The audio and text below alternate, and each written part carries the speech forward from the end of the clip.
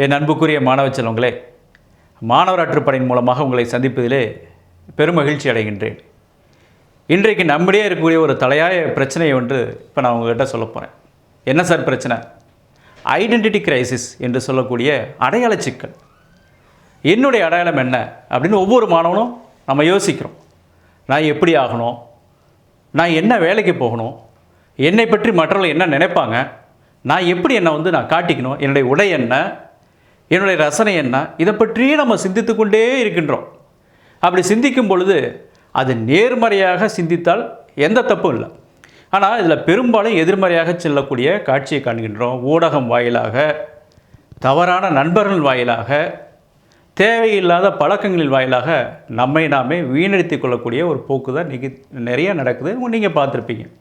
அப்போ இந்த அடையாள சிக்கலிருந்து தப்பிப்பது எப்படி? இதற்கு நம்ம என்ன செய்யணும்? யாரை அணுக வேண்டும்? இதெல்லாம் நம்ம சிந்தித்து பார்க்க வேண்டும். இது சார்ந்த தத்துவங்களை சொல்லக்கூடிய ஒரு அருமையான இடத்துல நம்முடைய பள்ளியோட கவுன்சிலர் என்று சொல்லக்கூடிய ஆசிரியர் இருப்பாங்க.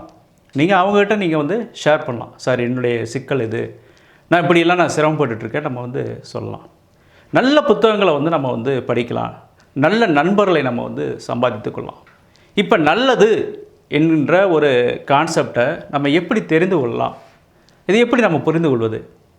திருக்குறளில் அறத்துப்பாலுக்கு பொருள் விளக்கம் சொல்லும் பொழுது பரிமேலழகர் என்ன சொல்கிறார் அப்படின்னு பார்த்தோம்னா, விதித்தன செய்தலும் விலக்கியன வெறுத்தலும் அப்படின்னு ஒரு கான்செப்ட் சொல்கிறார். விதித்தன செய்தல் அப்படின்னு என்ன? உனக்கு நல்லதுன்னு என்னென்னலாம் சொல்கிறாங்களோ அதை செய்வதும், இதெல்லாம் தீயது அப்படின்னு பெரியவர்கள் சொல்வதை விலக்கியும் இருந்தாலே அது மிகச்சிறந்த ஒரு வாழ்க்கையை நமக்கு அமைத்து கொடுக்கும். இப்போ அந்த அறநெறியிலிருந்து பிறந்த ஒரு மாணவனை பற்றி நான் உங்களுக்கு சொல்ல போகிறேன். எப்படி மாற முடியுமான்னு நீங்களாம் யோசிப்பீங்க. ஒரு மாணவன், அது பெயர் ஆண்டு வேணாம், ஒரு பெரிய செய்யக்கூடாத ஒரு தவறை செய்துட்டான். பள்ளியிலிருந்து அந்த மாணவனை கட்டாயம் நீக்க வேண்டும் என்று அனைத்து தரப்பும் கேட்டுக்கொள்ளக்கூடிய ஒரு சூழல். அப்போ நம்ம யோசிக்கிறோம், பள்ளியிலிருந்து துரத்தி விடப்பட்ட மாணவன் சேரக்கூடிய எதுவாக இருக்கும்? இதை விட ஒரு மோசமான இடமா இருக்கும். அப்போ வாழ்க்கையில் மீண்டெழுவதற்கான வாய்ப்பே இல்லை. அப்போ என்ன செய்யலாம்?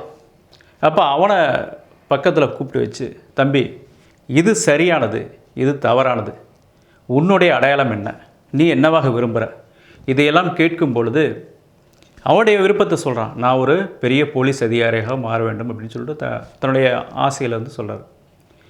ஒரு போலீஸாக, ஒரு காவல்துறையில் உயர்ந்த பதவியை அடைய வேண்டிய நீ, அந்த பதவிக்குரிய முக்கியமான பண்புகளான ஒழுக்கம், நேர்மை, இதெல்லாம் இல்லாமல் நீ எப்படி அந்த பதவிக்கு போக முடியும்?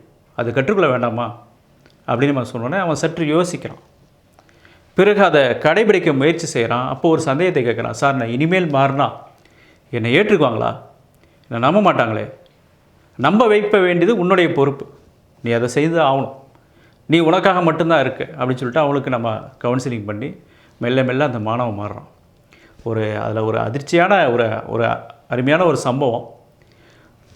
பள்ளியில் கடந்த ஒரு 500 ரூபாய் நோட்டு, அந்த நோட்டை அந்த மாணவன் எடுத்து கொண்டாந்து கொடுக்குறான். ரொம்ப அன்றைக்கு நான் ரொம்ப ஊகையடைந்தேன். ஒரு பள்ளிங்கிற அமைப்பால் வெளியே துரத்தி விடப்பட தயாராக இருக்கக்கூடிய மாணவன் ஒருத்தன் அதை மீறி ஒழுக்கமும் அறநெறியும் வாழ்க்கையோட முக்கியமான சாரங்கள் அப்படிங்கிற பாடத்தை கற்றுக்கொண்டு அதை மெய்ப்பிக்கின்ற விதமாக கீழே இருக்கக்கூடிய 500 ரூபாய் நோட்டு அதுக்கு தனக்கு சொந்தமானதல்ல, பிறருடைய சொத்து, அதை நான் காப்பாற்றி அந்த நபருக்கு தரணும் அப்படிங்கிற உயரிய எண்ணத்தை அடைந்தான் என்பதும்போது ஆசிரியராக நான் மிக மகிழ்ச்சி அடைகின்றேன். அந்த மாணவன் வெற்றி பெற்ற மாணவனாகின்றான். எத்திக்ஸ் அண்ட் மாரல், இந்த இரண்டையும் நம்ம புரிந்து கொள்வது அவசியம். மாரல் என்று சொல்லக்கூடிய நன்னடத்தை என்பது என்ன? பொய்யே பேசக்கூடாது அப்படின்னு சொல்வது மாரல். தேவைப்பட்டால் பிறருக்கு துன்பம் நேராத சூழலுக்கு நம்ம பொய் பேசலாம் என்பது ஒரு நடைமுறை இருக்குது. அது எத்திக்ஸ், பொய்மையும் வாய்மையிடத்து. இந்த இரண்டையும் சரியான விகிதத்தில் புரிந்து கொண்டால் நல்ல நண்பர்களையும் தீய நண்பர்களையும் பிரித்து அவர்களுடைய நம்மை நிலைநிறுத்திக் கொள்வதற்கு ஏதுவாக இருக்கும். அன்பு மாணவ செல்வங்களே, நீங்கள் பேசக்கூடிய வார்த்தைகள் இனிமையாக இருக்க வேண்டும். நம்ம அணியக்கூடிய உடை பிறரை உறுத்தாத வண்ணம் நம்முடைய பள்ளிக்கல்வித்துறைக்கு விதிகளுக்கு உகந்ததாக இருக்க வேண்டும். நம்முடைய நேரம் நம்முடைய கட்டுப்பாட்டில் இருக்கணும்.